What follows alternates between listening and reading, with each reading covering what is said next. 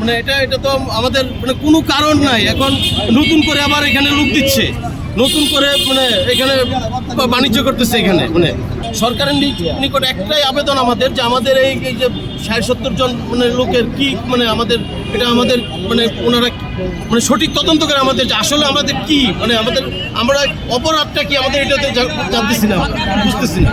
এবং পর্যায়ক্রমে প্রতিদিনই ফোন আসতেছে, কখন ফোন আমার আসে আমি সে দুশ্চিন্তায় শেষ।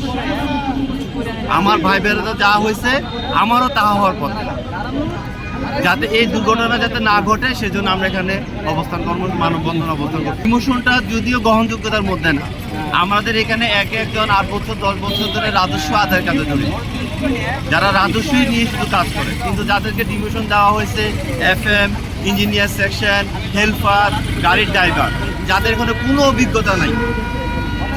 অভিজ্ঞতা নাই তাদেরকে ওখানে বদলি দেওয়া হয়েছে ডাউনে। এর কোনো সুনির্দিষ্ট আমাদের কাছে কোনো এই ধরনের কোনো ডকুমেন্টারি নেই।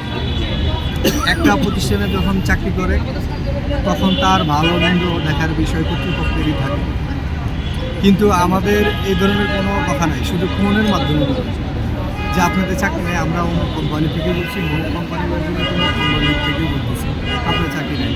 এটা তো কোনো প্রত্যাশা না, একজন শ্রমিকের কোনো প্রত্যাশা না। আপনি সারা বছরে তাদেরকে দিয়ে সরকারের রেভিনিউ কালেকশন করেন, সরকারের রেভিনিউ তৈরি করেন এবং আপনার কী বলেন সরকারকে সহযোগিতা করে আসছেন শ্রমিকদের মাধ্যমে, কিন্তু হঠাৎ করে কোনো জানা শোনা কিছুই নেই। হঠাৎ করে ফোন দিয়ে বলে আপনার চাকরি নেই, আপনি জুনে যাবেন না, আপনি দায়িত্ব গ্রহণ করবেন না, আপনি সাইডে যাবেন না। নিন্দা জানায়, এতে আমাদের সরকারের নতুন গঠিত সরকারের ভাবমূর্তি নষ্ট হচ্ছে।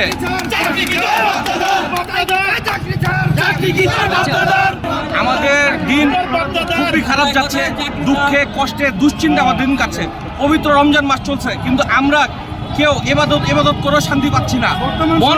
মন থেকে এই সব মানে কুকীর্তি যারা করেছে তাদের জন্য মন থেকে আমাদের বর্জ্য আসতেছে। ভাই আমরা রোজা রাখছি, রোজা রেখে সবাই এখানে দাঁড়িয়ে আছি, আমাদের তো এখনো দাঁড়ানোর কথা ছিল না। আমাদের